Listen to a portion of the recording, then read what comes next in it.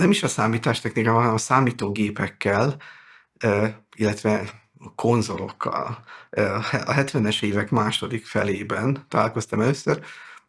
Édesapám külföldről hozott 77-ben egy ilyen klasszikus Pong klónt, ami azért volt izgalmas, mert ugye olyan területről érkezett, ahol más áramminős feszültség volt, eleve hekkelve voltak, mindenféle átjátszókon keresztül lehetett a tévére kötni, illetve volt hozzá egy ilyen fézer fényfegyver ráilleszthető tussal, amit sajnos sosem sikerült működésre bírni, és ez örökké megmaradt, mint nagymányom. Mindegy, akkor játszottunk először ezt a egy vagy két játékosos ilyen pongot, majd a 80-as évek elején hát az Atari 2600 került elő, ott a nagy piros kocka kergette a kis piros kockát, ilyen légiharc, viszont ilyen gépem sosem volt. Valahogy olyan környezetben éltünk akkor, amikor egy-két ember használt már ilyet, de valahogy ott nem lehetett, hogy beszerezni. Ezért maradtak a kvarcjátékok.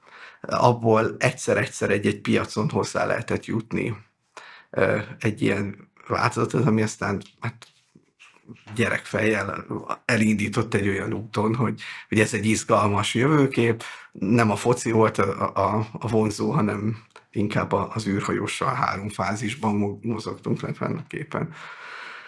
Aztán jött 84, amikor barátomnak az édesapja ösztöndíjjal jött haza Németországból, és ő hozta az első C64-et datasettel, illetve 2 eredeti joystickkel és egy cartridge-es focival.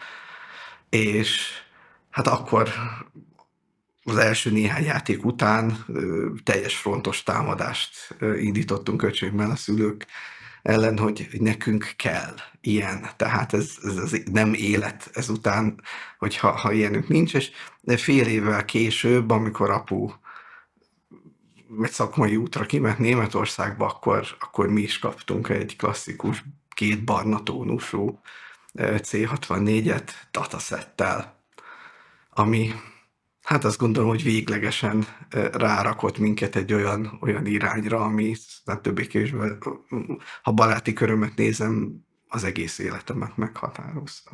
Gyakorlatilag gyerekfejjel álltunk ahhoz a témához, hogy számítástechnika, számítógép hozzáférés.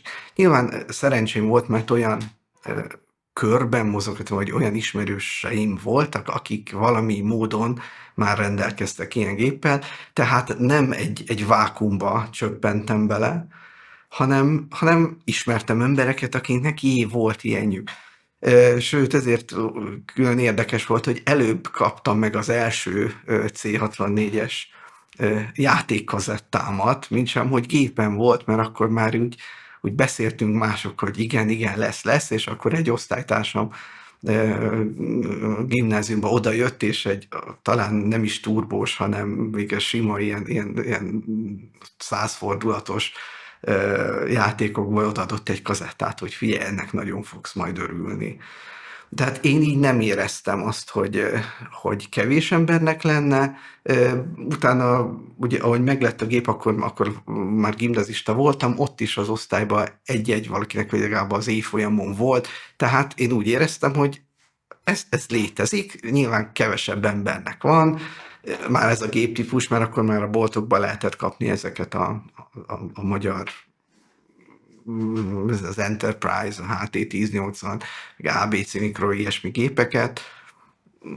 Tehát annyira nem tűnt kilátástalannak, hogy minden játékokhoz, illetve más olyan emberekhez, ismeretségéhez jussunk, akiknek lenne gépük. A gépek működésének felfedezése hát kihívás volt bizonyos szinten, de mégsem volt leküzdhetetlen nehézség. Ebbe segítséget jelentett, hogy mi már abban az időszakban is viszonylag jól beszéltünk angolul. Tehát hozzátartozik, hogy mi éltünk előtte külföldön, úgyhogy angol iskolába jártunk. Tehát a géppel együtt járó leírások, azok nem egy értelmezhetetlen betű összességnek számítottak, hanem használható dolgoknak, illetve az is segített, hogy külföldi rokonság révén hozzájuthattunk olyan folyóiratokhoz, amikben hát valamilyen szintű, ha nem is mély programozás, de basic szinten már voltak használható programok. És akkor első lépésként nyilván játszottunk, majd második vagy másfeledikként jött az, hogy amit szerintem sok magyar fiatal hasonlóan csinálta, kezdte begépelni a több oldalas ilyen basic programocskákat, amiknek jellemzően csodálatos háttérgrafikája volt az újságban, és volt egy olyan érzésük, hogy hú, ezt beírjuk, akkor hát olyan új dimenziók nyílnak meg, aztán kiderült, hogy nem, mert ott a kicsivel nagyobb szürke kocka kergette a sárgát, amennyiben egyáltalán elsőre működött, de ez elég inspiráló volt ahhoz, hogy elkezdjünk foglalkozni azzal, hogy hát itt lehet ezen javítani, vagy más grafikát bevinni, vagy egy kicsit módosítgatni, és akkor ez úgy megint egy következő lépés volt, hogy sokunk szerintem így kezdett el programozni, vagy fejlődni ahhoz, hogy gépi kód és egyéb nyelveket tanuljanak későbbiekben. Belegondolva a viszonylag kevés időt telt el a gép megszerzése és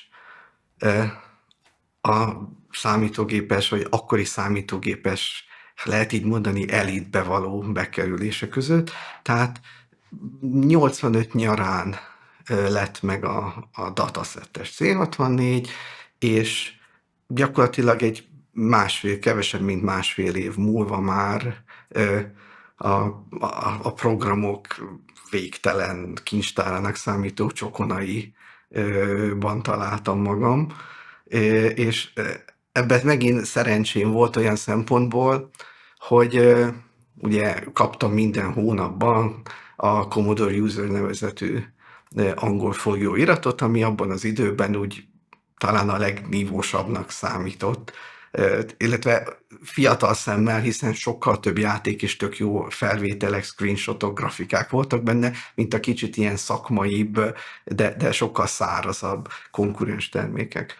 És ugye hát ezt, mint minden fiatal, vittem a gimnáziumba is, ott osztálytársak is nézték, belelapozgattak, hát mindenki álmodozott, hogy fú, hát ez ilyen is van.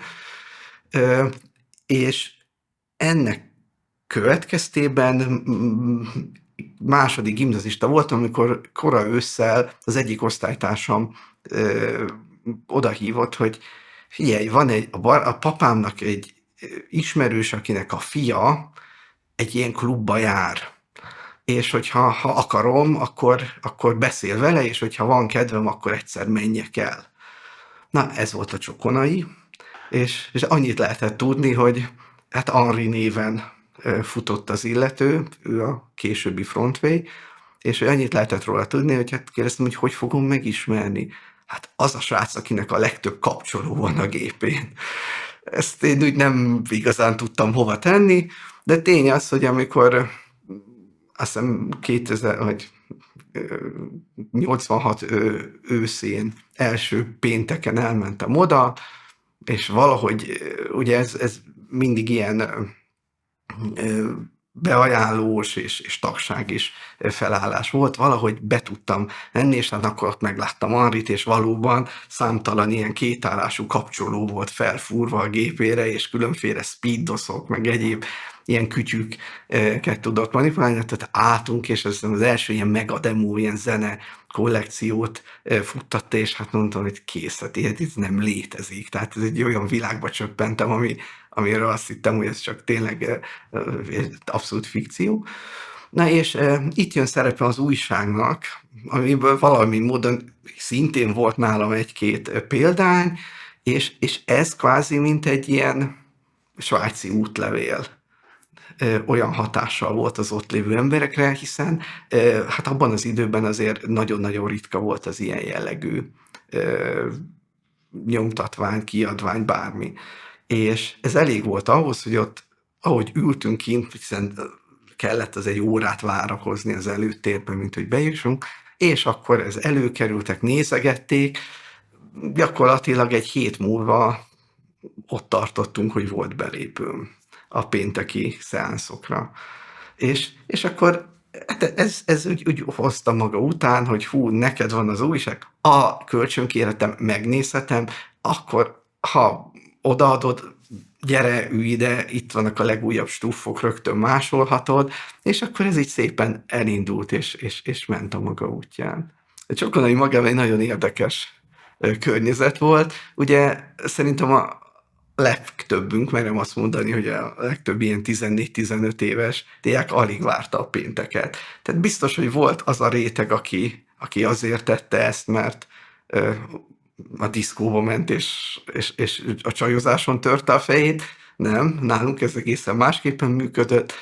Gimi után haza, ha sikerült aput megfűzni, hogy autóval vigye el, hogy ez a 15. kerület azért ez nem volt a világ közepének számította akkor úgy, ha nem, akkor sima kis hátizsákba be a floppy meghajtó, mert addigra azt is sikerült ugye kikönyörögnünk, és hát mindenki ment. Lehetett látni, hogy a Mexikói útnál a tudom hányos busz 90%-a az ilyen 10 éves gyerekekkel volt tele, akik vagy floppikat, kazettákat, komputerdobozokat volt, aki a saját Junos tévéjét cipelve igyekeztek egy bizonyos helyre, ahol a busz megállt, és kiürült teljesen.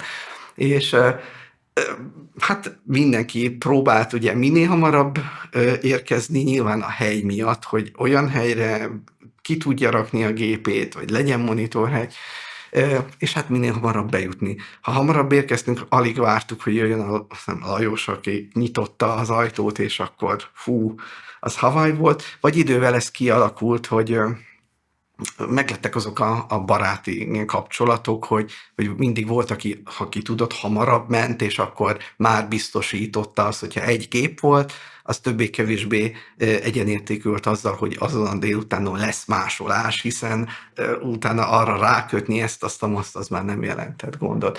Szóval megérkeztünk ott kint nagy nyüzsgés, hát ezt úgy kell képzelni, elég egy szociál jellegű művelődési ház volt, és hát utána kitárult az ajtó, és egy nagyobb terem, kopottas parkettával, mindenfajta szedett-vedett ilyen asztalszerűségekkel, de ez nekünk abban az időben a hétnek a csúcspontja volt, tehát el se tudtuk volna képzelni, hogy menne tovább az életünk, hogyha ez nem lenne.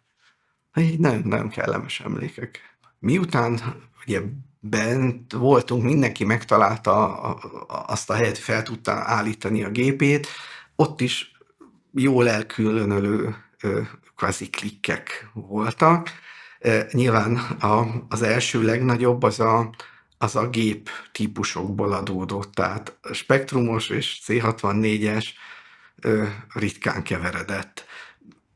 Nem tudjuk, hogy ez miért történt így, vagy így mostani fejjel mulatságos, de volt ellentét így a kettő között. Alapvetően C64-esként sok több színnel rendelkező gép birtokában talán kicsit lenéztük az ügyetlenebb spektrumosokat. És a másik felosztás az pedig, illetve azon belül is kettőről beszélhetünk, volt a fanatikusan másoló, tehát az egész napot, vagy egész délutánt kizárólag a floppik berakásával és cserélgetésével töltő emberek adták, velük igazán nekünk különösebb kapcsolatunk nem volt, és voltak azok, akik ezt kvázi mint egy ilyen klub rendezvényként fogták fel. Tehát egy szociális életet éltünk. Persze ezt azért tehettük, mert voltak olyan barátaink, akik esetenként helyettünk is másoltak, és ha ott hagytunk 3 lemezt, akkor tudhattuk, hogy a nap végén becsületesen fel lesz másolva a többi. De ezért nyilván mi meg azzal tudtunk idézőjelbe fizetni, hogy ilyenkor már kezdtek kialakulni azok a kapcsolatok, hogy te ezt ismered, ezen keresztül, és ha ő jön, akkor a legfrissebb anyag az előbb a te gépedhez kerül másolandó.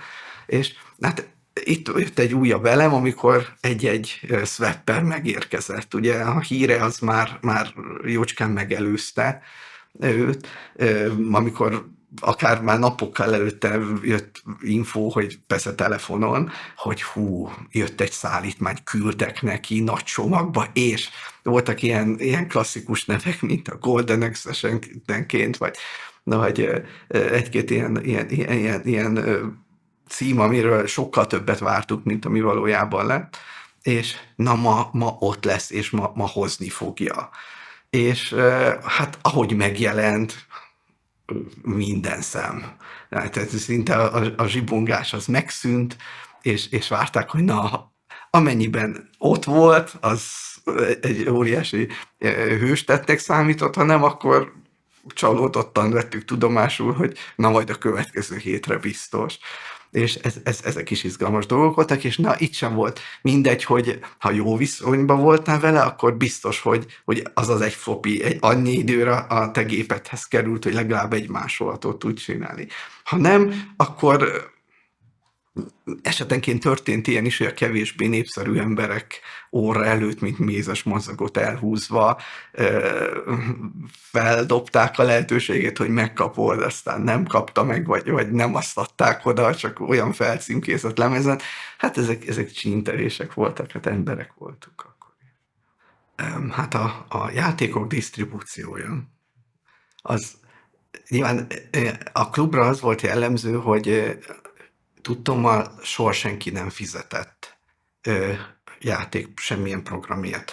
Tehát még voltak emberek, akik klubon kívül ebből egész jó megélhetést biztosítottak maguknak. Ott egy ilyen iratlan szabály volt, hogy semmilyen pénz vagy ellenérték ilyen formában nem történt. Ami számított ebben a láncolatban, illetve a működésében, tényleg az, hogy ki milyen kapcsolatot tudott kialakítani azzal a személlyel. És ennek nagy része igazából azon múlott, hogy időt töltöttünk egymással, beszélgettünk, úgy tűnt, hogy vannak hasonló közös érdeklődés, közös értékek.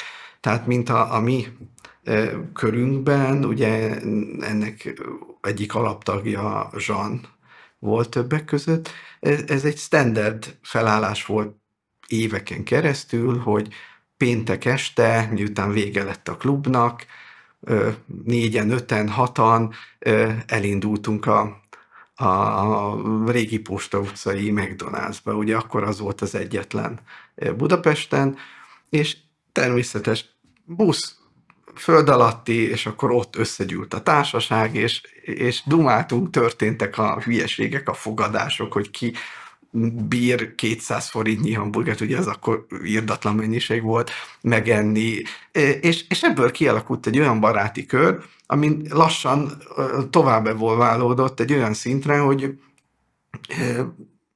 legalább egy 2 éven át minden második pénteken este, vagy az EGS-nél, vagy nálam kötött ki a társaság. Szerencsére toleráns szüleink voltak, akiket nem zavart annyira, hogy betűdül 4-6-8 gyerek alkalmattán, és akkor hajnalba nyúló, vagy akár másnap reggelig tartó társasjáték partikat rendeztünk. És ez meghatározta, hogy így kialakult egy olyan baráti kör, illetve egy ilyen kvázi láncolat, ami működtette a mi részünkről ezt a programellátást. Na most, mivel mi viszonylag az első, vagy a piramis csúcsán voltunk, nem nagyképpen mondom, de hát így volt, ezért mi nem éreztük annyira azt, hogy bejött valaki, és ne akart volna programot adni, hiszen mivel a mi forrásainkon keresztül volt, ezért mindig volt csere alap, illetve érdeke volt mondjuk a Martin vagy a Balogh Zsolt által képviselt vonalnak, hogy természetesen, hát én adok neked, akkor te adsz nekem alapon ez a dolog működjön. Viszont például a Last Ninja esetében konkrétan heteken át szivattak egyeseket, akik könyörögtek, hogy megkapják a Last Ninját, és volt olyan barátunk, aki egy ideig rajta is maradt a Last Ninja név, így kevésbé hivatalosan, mert ő annyira vágyt, és annyira nem kapta ezt a programot. A közösség összetétele is ilyen változó volt. Ugye voltak a velünk egykorúak, tehát plusz 2-3 év, tehát jellemzően még nem egyetemisták, hanem gimnazisták, srácok. Közülük így visszagondolva, hát az Henri biztos pont volt az indián, az INS, volt a KK, a Kontyi Krisztián, aki bár ő szwepperként nem annyira volt ott, de ő is a kemény maghoz tartozott. A legjellegzetesebb figura természetesen az Henri volt, adja gépeket ő a stílusa miatt. Voltak idősebb korosztályt képviselők, tehát értem, számunkra egy 30 pár éves, és akkor már idősnek számított.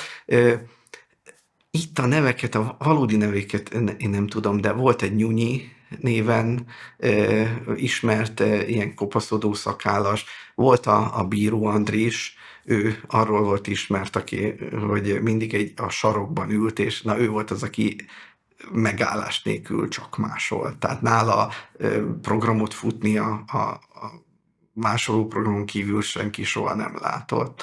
Túl sok inger ért minket ahhoz, vagy engem minden esetre ahhoz, hogy ugye az embereket nézünk, elvarázsolt az a bődületes programmennyiség, amit ott láttam. Részben azért is, mert ugye minden hónapban olvastam a Commodore User-t, és az idáig, hát akár fél évnek is el kellett telni, míg egy ott aktuálisan bemutatott program végre eljutott a gépemre. Itt pedig már az előző hónapi felhozatalnak egy része másolható állapotban volt.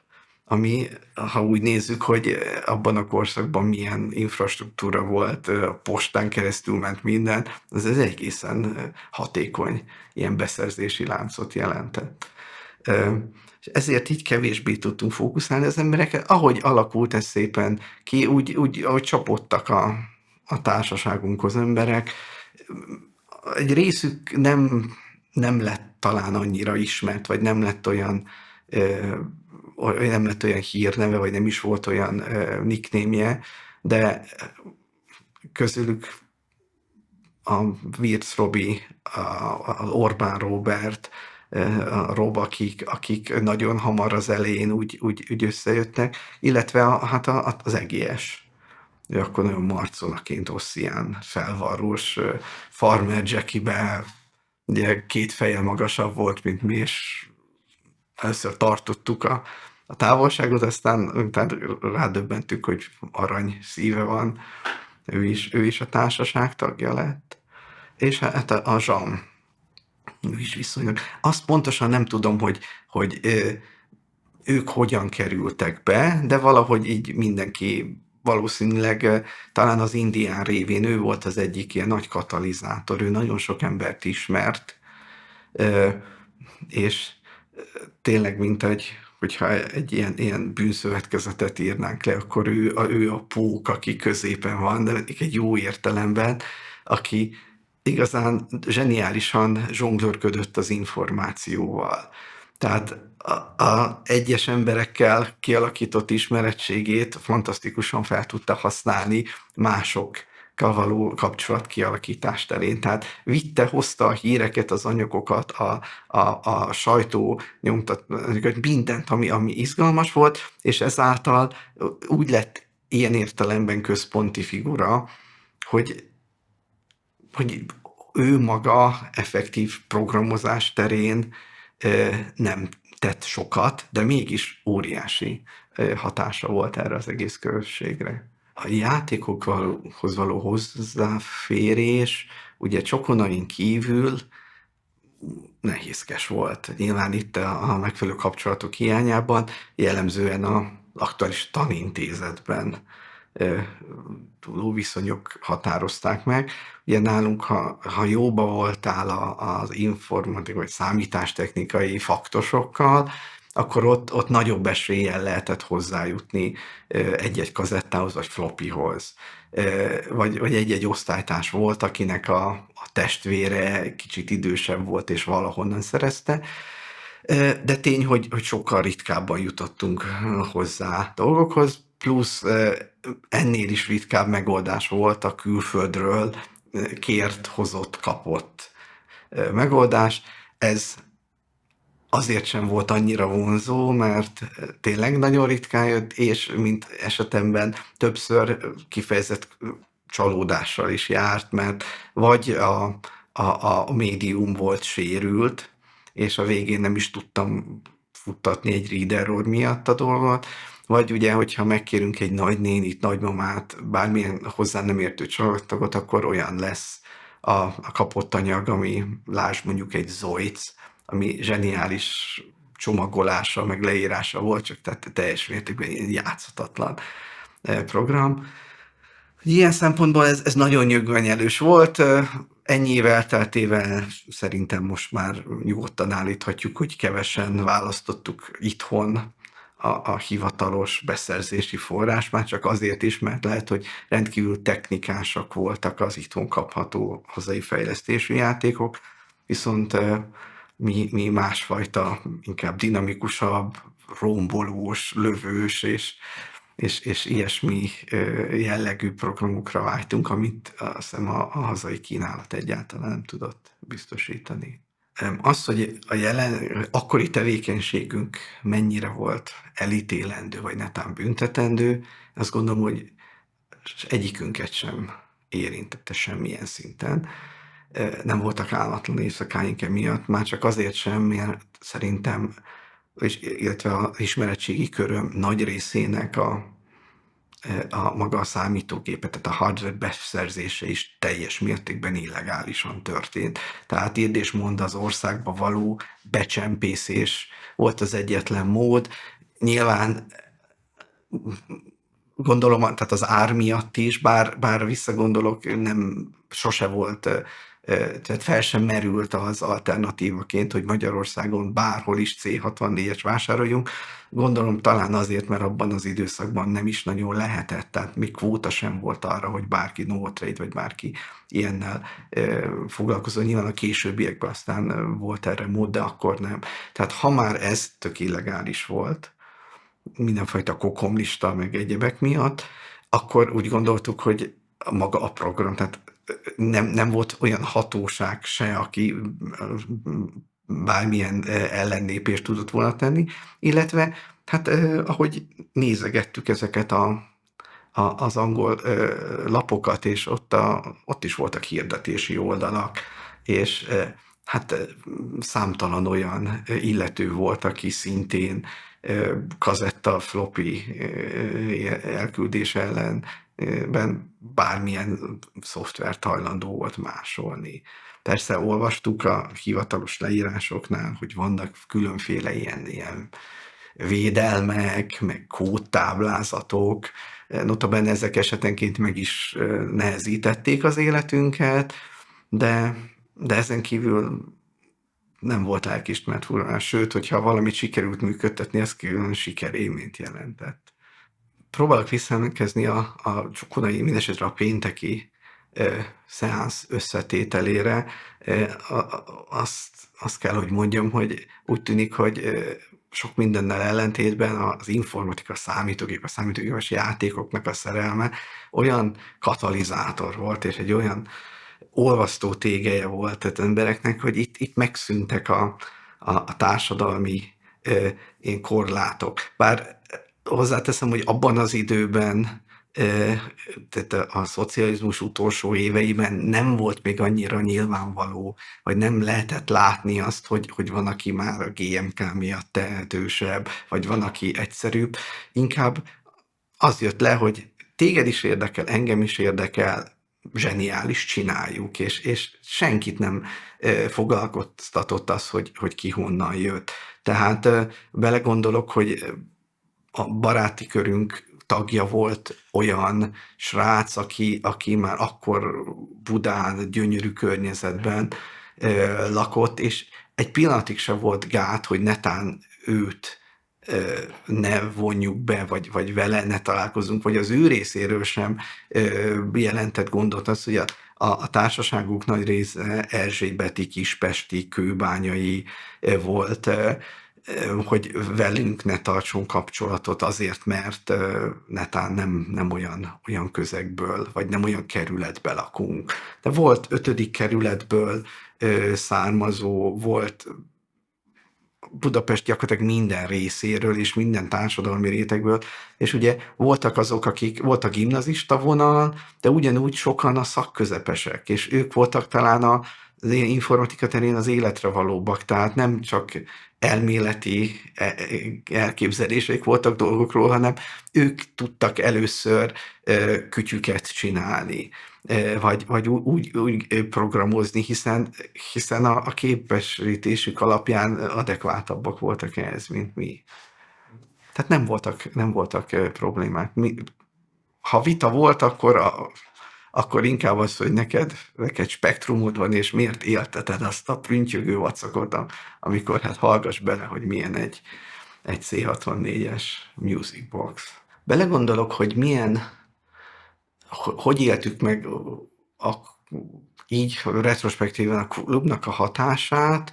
Azt gondolom, hogy nyilván abban az időszakban tekinthető ez egy olyan virtuális életnek, ami kiragadt minden szempontból a szocializmusnak kicsit ilyen szürkébb, korlátozottabb lehetőségi világából. Bár én gondolom másképpen éltem meg, tehát én csak a saját nevemben tudok beszélni, mivel én 5 évet éltem külföldön előtte, egészen másképpen éltem meg, tehát nekem nem az volt a jelentősége ennek, hogy egy ablakot nyitott a külvilágra, illetve hogy milyen az élet nyugaton, hanem inkább nyitva tartotta továbbra is azt az ablakot, amit ismertem, és továbbra is láthattam ki rajta. Talán részben ez is oka annak, hogy viszonylag sok emberrel tudtam ott tartani a kapcsolatot, mert én nem újdonságként éltem meg azt, amit ott láttam, vagy amit hoztam, hanem meg tudtam erősíteni a szemükben, hogy igen, ez valóságos, illetve tudtam mesélni olyan dolgokról, amiket én nem csak olvastam, hanem esetenként meg is éltem. De összességében azt gondolom, hogy sok ember számára ez egy ilyen párhuzamos életet eredményezett, ahol esetenként lényegesen felértékelődött ez az egy nap, vagy ez az egy délután, és mindaz, amit az jelentett, és a számítógép világa, a játékok úgy beszippanthattak nagyon sokunkat, és ezt állítom, hogy így történt, hogy itt sokkal könnyebben repültünk át azokon az éveken. Nyilván nem mindig volt ez jó hatással a tanulmányi eredményeinkre, de biztos vagyok benne, hogy mindenki, ahogy kilépett péntek este, már arra kezdett gyúrni, hogy igen, de egy hét múlva már megint ide kell jönnöm, és hogy ez a csúcspont.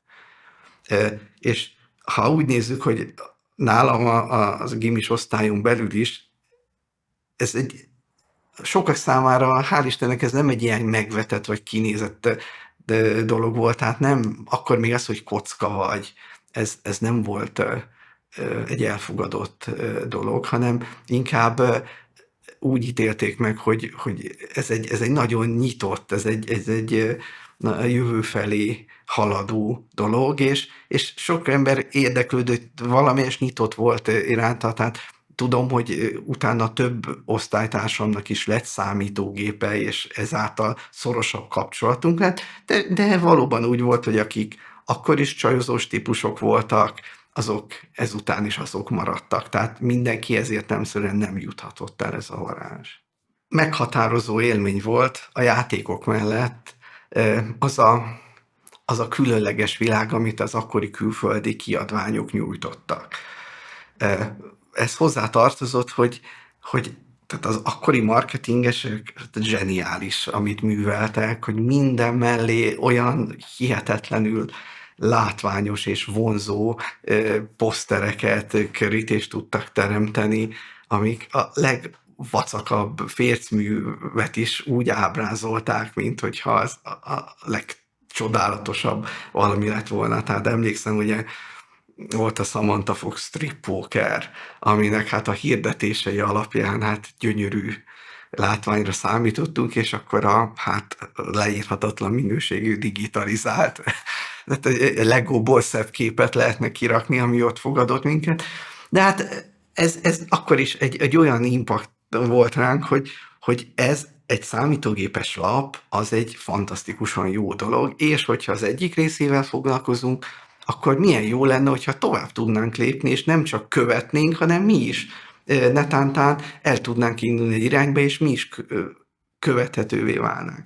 És így jött az ötlete a C-mániának. Tehát az már ugye 80-as évek vége felé Magyarországon is elérhetővé vált, azt hiszem a KOV, ő volt az első, előtte volt a Bitvadász, ami az 1 vagy 2 számot élt meg, de jellemzően nem volt olyan minőségű számítástechnikai vagy mikroszámítógéppel foglalkozó folyóirat, ami érdemleges lett volna. És ugye itt is a véletlenek egybeesése volt az egész C-mánia kialakulása mögött. Ugye egyik oldalon voltunk páran, akik hozzájuttam, vagy ismertük már ezeket a külföldi folyóiratokat, voltak köztünk olyanok, akik egészen jó írtak, tehát vagy olyan jellegű iskolába jártak, vagy olyan adottságaik voltak, illetve hát volt a Tibor, akinek az édesanyja egy nyomdát irányított. És hát ebből sakkoztuk össze, emlékszem, hogy amikor az első KOV megjelent, nekem ez így maradt meg talán a 80-as évek legvégén. És egy nyári nap volt, és éppen a Balatonról jöttünk fel, akkor még vonattal, és akkor így nagyon vártuk, és néztük, hogy milyen, és hát tartalmilag nyilván jó volt, de a külalak azért az hagyott kívánnivalót. És hát akkor fiatalok lévén nem láttuk a lehetséges korlátokat, hanem hát azonnal az volt az első ötletünk, hogy figyelj, hogyha ezt így meg lehet csinálni, és ezt veszik, hát mi tudunk ennél 100-szor jobbat. És így indult el a C-mánia. Ugye eleve segítség volt, hogy volt forrásanyag, voltak olyan emberek a klubban, akik nem is volt organikusan a baráti társaság része, de volt, jó kapcsolat volt vele, és tudtuk, hogy egy-egy témának az ismerője, tehát az íróbázis sem jelentett gondot, és hát volt egy kivitelezési lehetőség is, és belevágtunk. Az, hogy a beszélgetésből a végén egy rendesen kinyomtatott produktum legyen, mai fejjel azt gondolom, hogy tehát elképzelhetetlen, ez egy csoda, hogy működhetett. Tehát hozzáteszem, hogy abban az időben maximum, tehát mindegyikünk gimnáziumba járt, vagy én akkor kezdtem el a főiskolát, de senkinek nem volt se menedzsment, se DTP, se semmilyen nyomdai ismerete. Az EGS-nek volt, azt hiszem, a szakmája nyomdával kapcsolatos, de ő sem az ilyen kiadvány szerkesztéssel foglalkozó. Tehát mi úgy gondoltuk, hogy ez úgy fog működni, hogy kiválasztunk pár programot, amiről akarunk írni, mert szeretjük, vagy sokat foglalkoztunk vele, és netán kellően modern és friss ahhoz, hogy ez érdekelje másokat, és akkor arról írunk, és akkor ebből majd csinálnak ugyanolyan hasábokat, meg olyan formátumú cikkeket, mint amiket a referencia külföldi lapokban látunk, ezeket kinyomtatják, majd a nyomda megcsinálja a maga technikai részét, és akkor fantasztikus, hogy kint leszünk. Megint segítség volt, hogy a nyomdának megvolt a maga infrastruktúrája arra, hogy ha már összerakta, kinyomtatta, akkor volt, azt hiszem, ha jól emlékszem, olyan üzletkötő kollega is, aki végül felvette a kapcsolatot a terjesztéssel, és így került ki végül is a standokra az újság. De mi, mint kvázi főszerkesztő helyettes, én nem is emlékszem már erre, hogy milyen titulusok voltak, nem volt jelentősége abban az időben, tehát szerintem mindegyikük, aki benne volt, csak azért csinálta, mert valamit jót akartunk csinálni magyarul, mert akkor nem volt még ilyen. És nyilván az ismeretek hiánya, tehát sem a pénzügyi részével nem voltunk tisztában, sem minden más adminisztratív buktatóval, ezáltal tehát bele se gondoltunk, hogy itt ez ne sikerülne. Hát megszületett az első szám, ami azért volt nevezetes, mert akkor még más logónk volt, és ott azt hiszem egy nagy C kis M volt, ami úgy nézett ki, mint egy radiátor, és rögtön, ahogy vittük be a klubba, itt egyesek mondták, hogy a magyarsági távfűtőműveknek a szponzorációjával készült ez a lap, ami nem sértődés volt, jót nevettünk. Talán ez volt egy ilyen löket, hogy be kéne vonni valakit, aki ért a grafikához is, mert addig úgy gondoltuk, hogy ezt mi is meg tudjuk tervezni. Hát ilyen is, de hát mondanom se kell, hogy grafikus sem volt akkor közöttünk. És ezzel felvételezve, hiszen a lap fogyott, az emberek keresték, ugye egy jó ilyen mintavétel szempontjából nagyon előnyös hely volt a klub. Tehát ott rögtön bedobtál egy lapot, egy olyan közegbe, ahol mindenki benne volt, és volt véleménye, és mivel pozitív volt a fogadtatás, kétség sem fért ahhoz, hogy hát ezt rögtön abba kéne hagyni. És mivel a nyomda részéről sem érkezett olyan info, hogy gyerekek, hát ez az annyi pénzt emésztett fel, hogy ezt nem tudjuk tovább csinálni, ezért haladtunk tovább.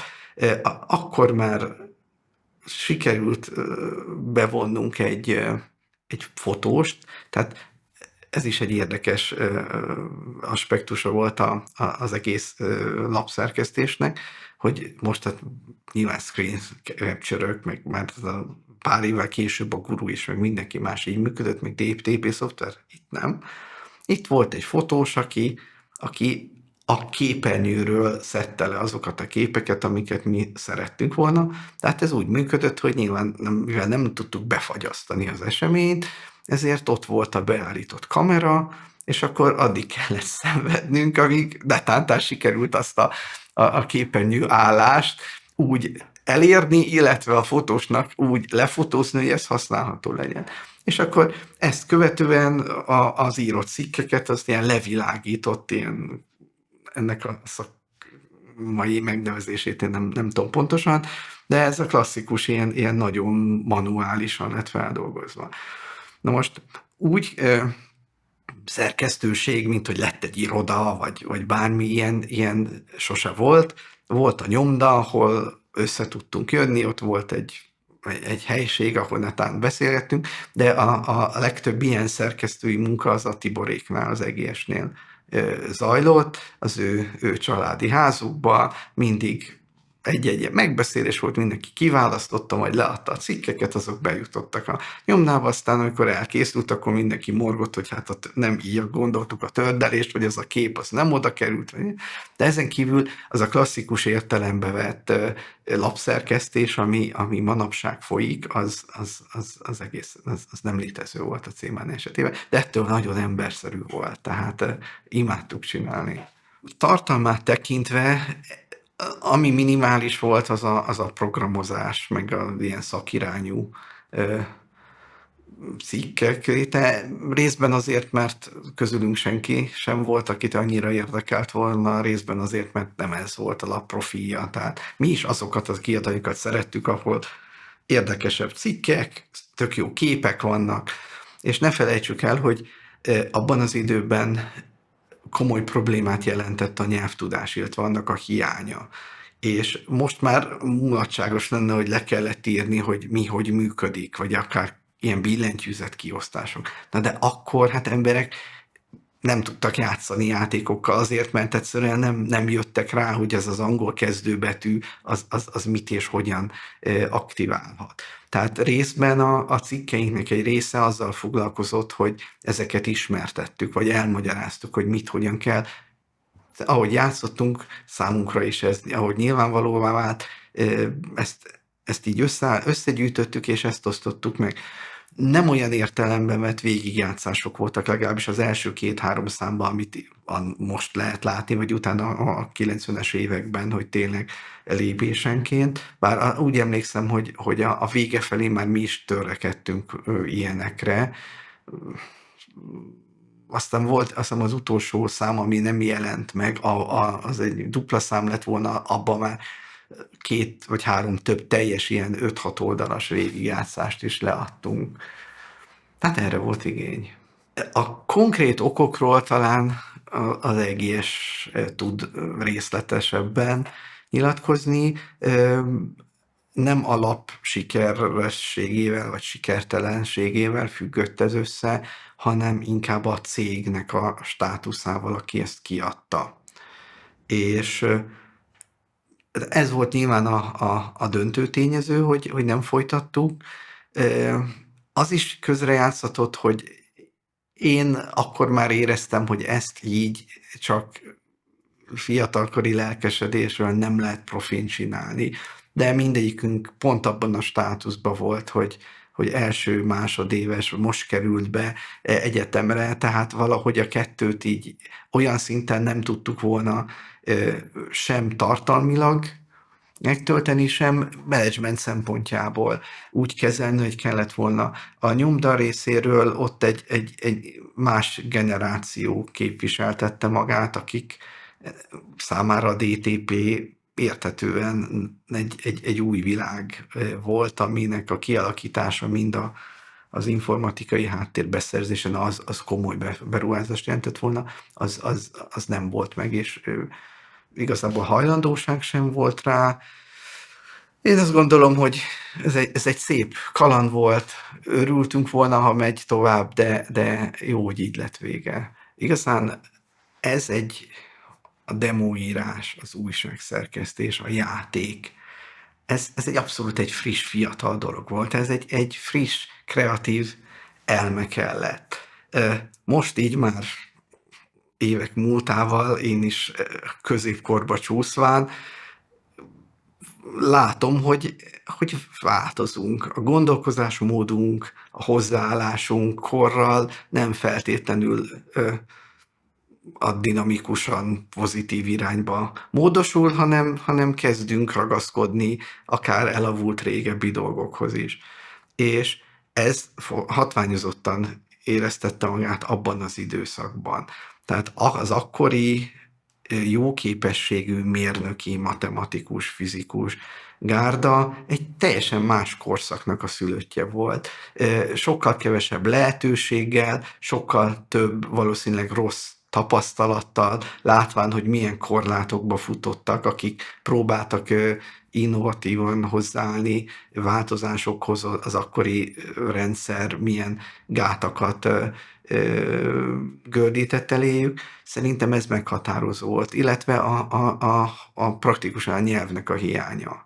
Tehát az, hogy valaki oroszul tanult, az gyakorlatilag semmit nem ért ezen a területen. Tehát az én generációm volt talán az, aki már úgy iskolában, akár általánosban elkezdhette az idegen nyelvtanulást, értem azt nem csak az kötelező oroszt, és hozzáférhetett, ha nagyon akart már ilyen irodalomhoz. Tehát emlékszem, hogy akkor működött az angol követségi könyvtár a Deák tér környékén, ahova el lehetett intézni, hogy 15-16 évesen az ember már belépőt szerezzen, és ha oda bejutott, akkor ez megint egy nem számítástechnikai, hanem irodalmi vagy szakirodalmi ilyen csodálatos kincstár volt.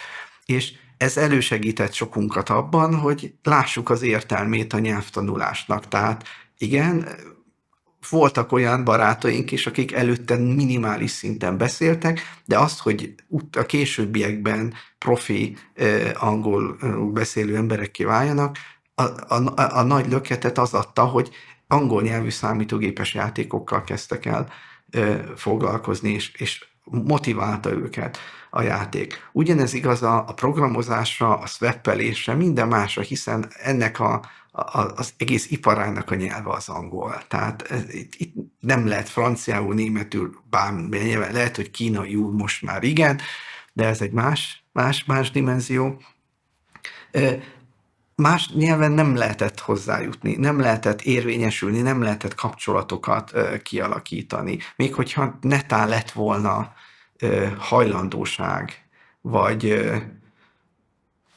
érdeklődés, akkor sem. Így emlékszem, hogy most már így mosolyogtató, de akkor felfoghatatlannak tűnt, hogy édesapámnak jöttek munkatársai időnként, mérnök, meg vegyész emberek, és örömmel mutattam egy demót nekik, amikor sprite-ok mozogtak, meg zenélt, és nekem ez egy világ volt, hogy ezt meg tudtuk csinálni, hogy hú, ez tök jól működött. És akkor ők meg így néztek, és így nem értettem, hogy hogy nincs lelkesedés, mi ez teljesen ilyen passzív hozzáállás.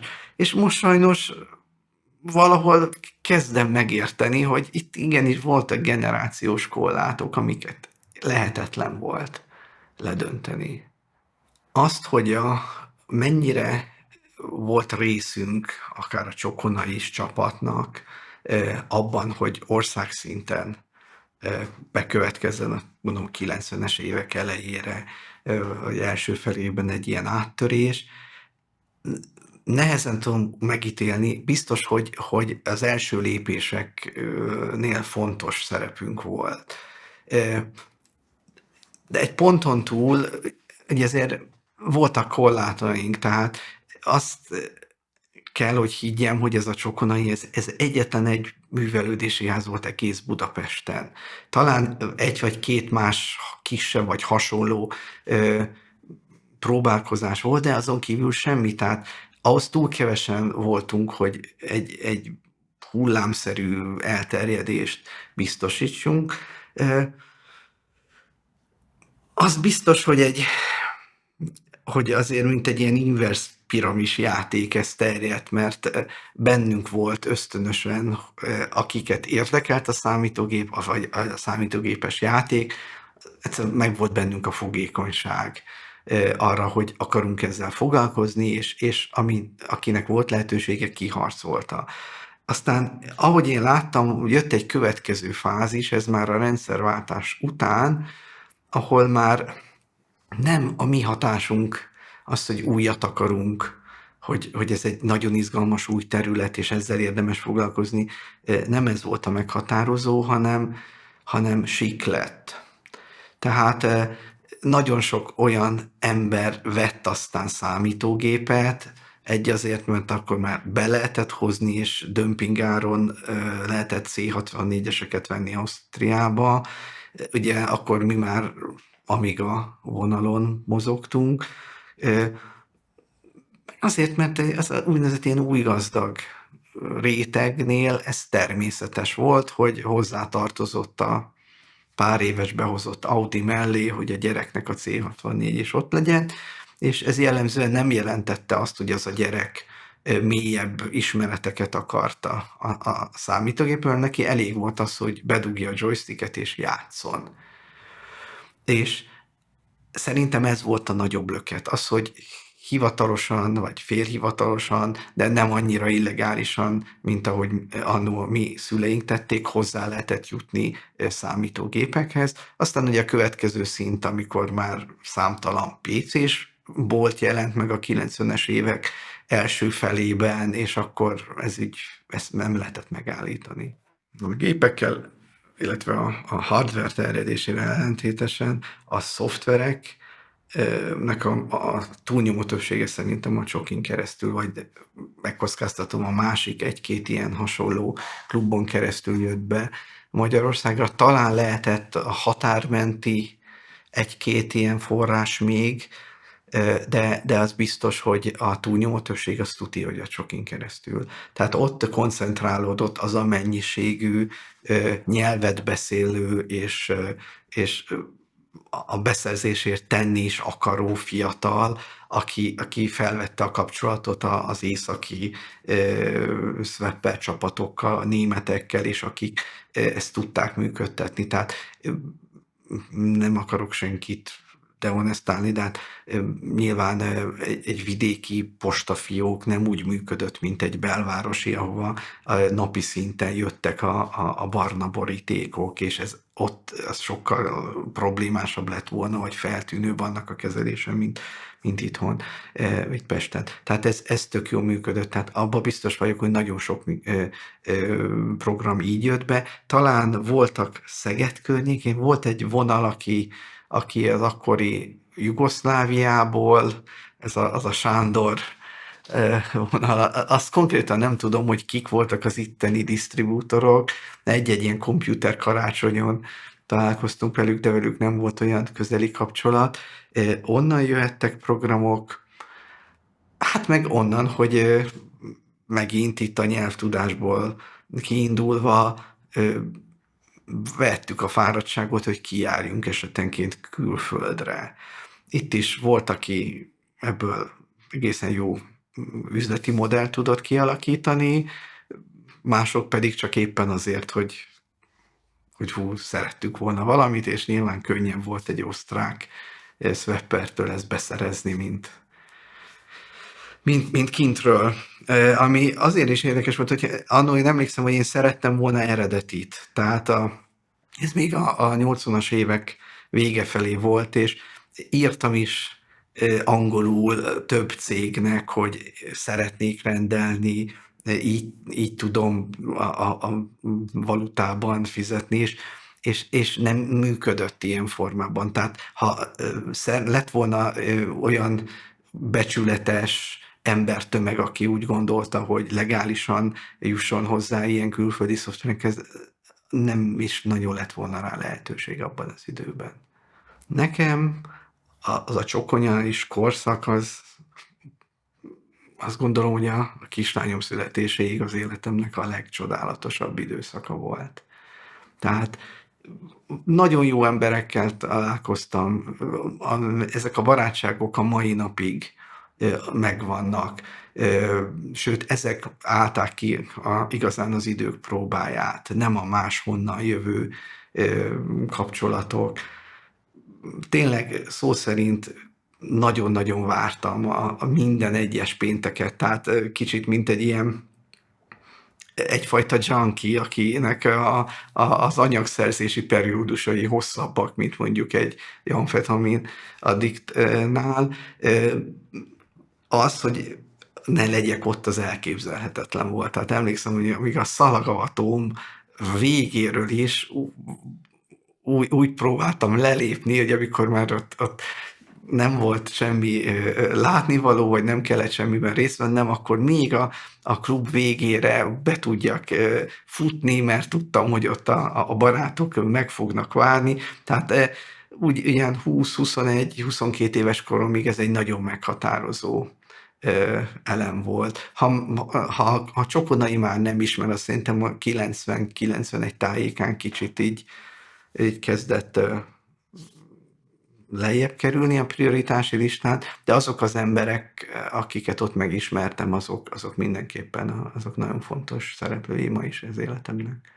Nem, én sose szöppeltem, tehát igazából én nem olyan hozzáadott értékem nem volt az egész rendszerhez, hogy én voltam egy olyan kapu a nyugat és kelet között, amin keresztül áramlott a cucc. Azt gondolom, hogy ami szerepem nekem volt az a nyelvtudásból, meg az első 2-3 évben a folyóiratokon keresztül volt, illetve abból, hogy kicsit ilyen autista módon én szeretem a rendezettséget, és valamilyen oknál fogva,